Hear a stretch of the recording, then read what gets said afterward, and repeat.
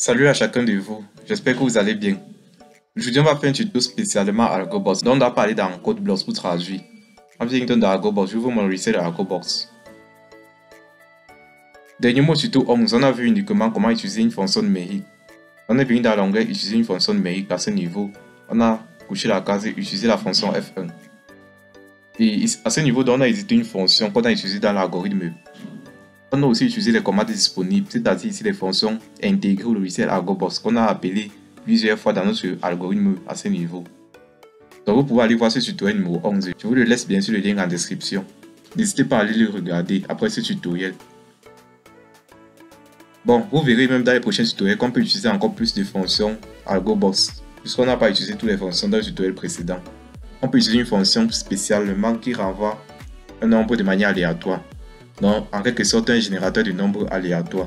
Bref, dans ce tutoriel, on va utiliser une variable qu'on n'a pas encore utilisée.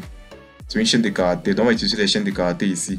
On va voir comment faire les opérations sur les chaînes de caractères, comment renvoyer par exemple la longueur d'une chaîne de caractères, comment faire la concaténation de deux chaînes de caractères, c'est-à-dire additionner en quelque sorte deux chaînes de caractères. Comment renvoyer le caractère ASCII d'une lettre par exemple dans une chaîne de caractères, donc plusieurs fonctions. Donc sans plus tarder, on va commencer. On va déclarer ici une variable petit a ici qui est du type chaîne. Je vais déclarer aussi un entier qui est i. I est du type nombre. Il faut savoir ici là, les chaînes de caractères ici là, c'est un peu comme des tableaux. Si on peut, je peux dire le comparer à un tableau, c'est en quelque sorte un tableau de caractères. Je peux par exemple mettre ici a prend la valeur. A par exemple prend la valeur, je sais pas, bonjour. A prend la valeur bonjour. Bonjour ici là en quelque sorte c'est un tableau, mais plutôt des caractères. Donc, le premier caractère ici là c'est 0. Le premier caractère ici là pardon c'est B. Le premier caractère ici là c'est B, mais qui a pour indice 0 dans la chaîne A. Donc sa position ici là c'est 0. O ici là a pour position 1, N a pour position 2, J a pour position 3 et ainsi de suite. Donc par exemple A prend la valeur bonjour. Et maintenant à ce niveau je vais ici là utiliser une fonction ou bien une instruction qui renvoie la longueur de la chaîne de caractères A. A ici sur une chaîne de caractères, je vais utiliser une instruction qui renvoie sa longueur. Je peux par exemple mettre ici là I par la valeur A point length. L'instruction ici là A point length c'est pour renvoyer la longueur de la chaîne de caractères A. I ici bien sûr prend la valeur là. Je vais afficher la variable I. Je viens d'opération standard. Je mets ici là ajouter afficher variable. Bon ici là je peux mettre I. Afficher I. La longueur de la chaîne de caractères A ici là c'est 1, 2, 3, 4, 5, 6, 7. Donc c'est 7. Donc sa longueur ici là c'est 7. Je vais afficher bien sûr I. Je lance l'algorithme. Ça affiche évidemment 7. Donc cette instruction A.length renvoie la longueur de la chaîne de caractères A. Maintenant si je veux par exemple concaténer, deux chaînes de caractères. Donc, je peux ici déclarer une autre chaîne de caractères qui est B par exemple. B est du type chaîne également. Lorsqu'on fait la concaténation de deux chaînes de caractères, on obtient une nouvelle chaîne de caractères.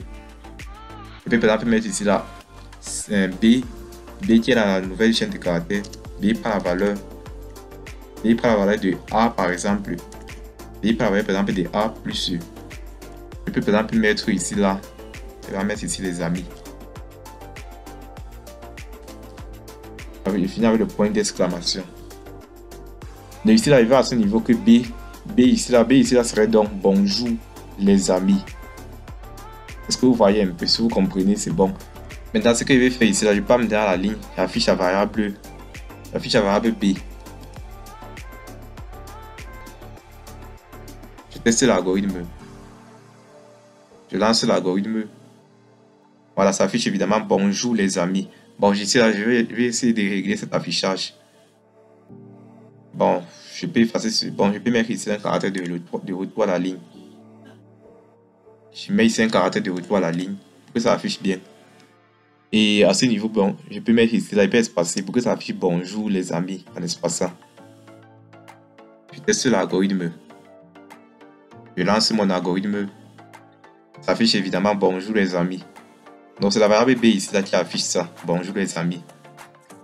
Donc j'ai ainsi fait la concaténation de A avec les amis, avec le message les amis. J'ai fait la concaténation de A avec le message les amis. Bon, ce n'est pas tout. Je peux ici aussi faire. Et puis ici utiliser une instruction qui fait l'extraction d'une chaîne de caractères. Donc ça fait l'extraction d'une chaîne de caractères. Ça envoie en quelque sorte une partie de cette chaîne de caractères. Donc ici là je m'explique. Je peux par exemple ici là toujours stocker dans B. Je stocke tout dans B. Par exemple A. A ici là c'est bonjour. Je stocke dans B par exemple A.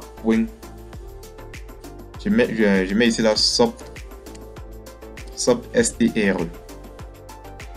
SOP STR, je mets entre parenthèses. Ici là je vais mettre la position du premier caractère à afficher lors de l'extraction. Sa position par exemple peut commencer ici là à J pour que ça affiche uniquement jour. Ici là J ici là a pour position 3 puisque le premier caractère ici a pour position 0. Donc c'est-à-dire J a pour position 3. Je mets donc 3 ici. Je mets la virgule. Je mets le nombre de caractères que je veux que ça affiche à partir de J.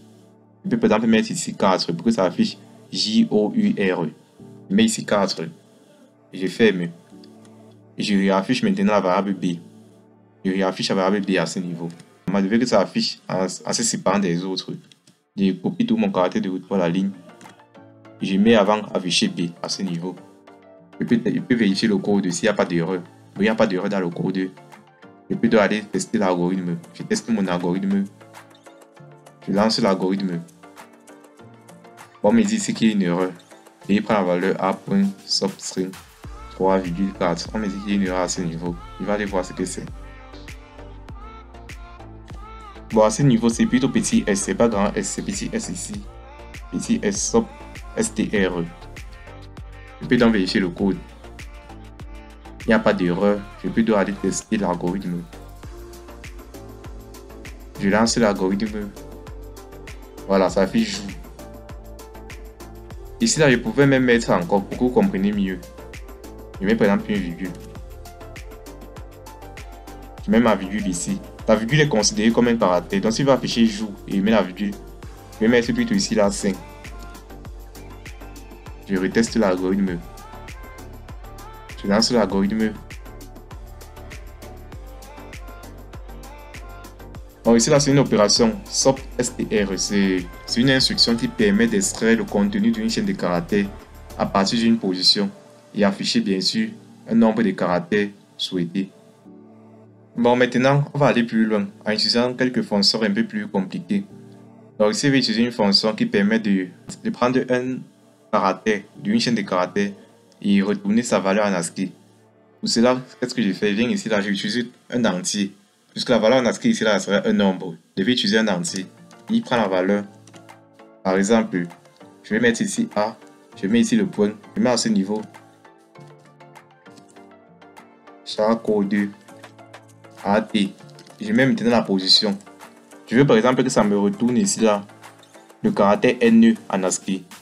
Et c'est que N ici là, quelle position? N a pour position 2. Parce que la première position c'est 0. N a pour position 2. Je mets à ce niveau 2. Je ferme. Et affiche la variable I.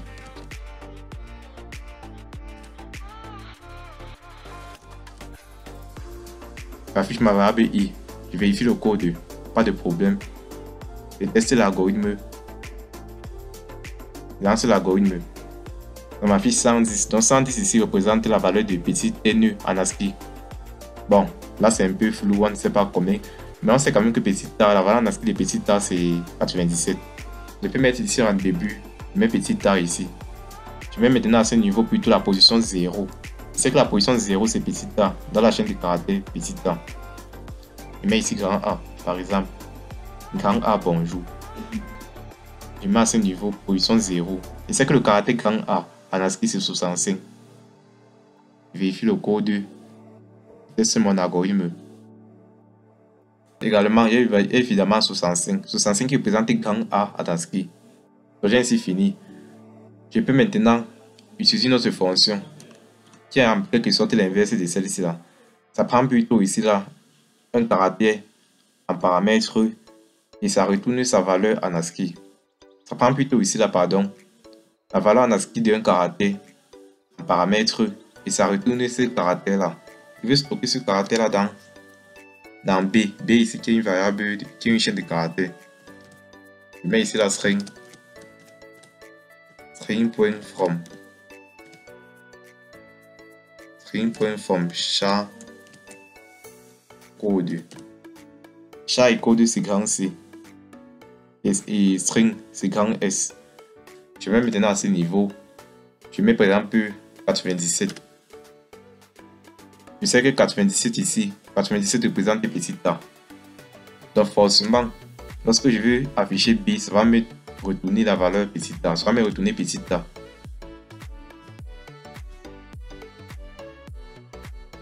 Donc forcément ici là, j'aurai petit a. Parce que petit a, la valeur en ASCII de petit a c'est 97. Je vérifie le code. Pas de problème. Je teste l'algorithme. Je lance l'algorithme. Ça m'affiche évidemment petit a. Donc vous voyez que cette instruction ci là c'est un peu l'opposé de celle-ci là. Tandis que celle-ci là extrait un caractère à une position quelconque d'une chaîne de caractères qui est ici la petit a. Il renvoie sa valeur en ASCII qui est stockée dans I, qui est la valeur en ASCII. Maintenant ici là, celle-ci là plutôt prend ici là en paramètre la valeur en ASCII déjà d'un caractère et ça renvoie ce caractère là. C'est un peu la nuance entre ces deux instructions. Bon, j'ai ainsi fini avec toutes les fonctions qu'on pourra utiliser sur les chaînes de caractères dans AlgoBox. Prochainement, on va faire un petit projet. Le projet va consister à faire quoi? Ça va consister à prendre en entrée. Notre station va entrer une chaîne de caractères en minuscule. Et on doit avoir ces chaînes de caractères en majuscule. Donc, ça prend en entrée une chaîne de caractères en minuscule et renvoie cette même chaîne de caractères plutôt en majuscule. Donc, on va écrire un algorithme dans AlgoBox pour traduire le langage C dans CodeBlocks. Un projet qui prend en paramètre une chaîne de caractères en minuscule et renvoie cette même chaîne de caractères plutôt en majuscule. Donc en attendant, déjà, si vous n'êtes pas encore abonné sur ma chaîne, je vous conseille de vous abonner dès maintenant afin qu'on se retrouve dans ce prochain tutoriel très bientôt. Par rapport à ce tutoriel qui vient de s'achever, si vous avez eu des questions, des préoccupations sur une de ces fonctions, si vous n'avez pas bien compris, assimiler quelque chose, faites-moi pas en commentaire. Et on se retrouve donc très bientôt dans ce prochain tutoriel. Lâchez-moi un pouce bleu, ça fait plaisir. Et à très bientôt à vous. Au revoir.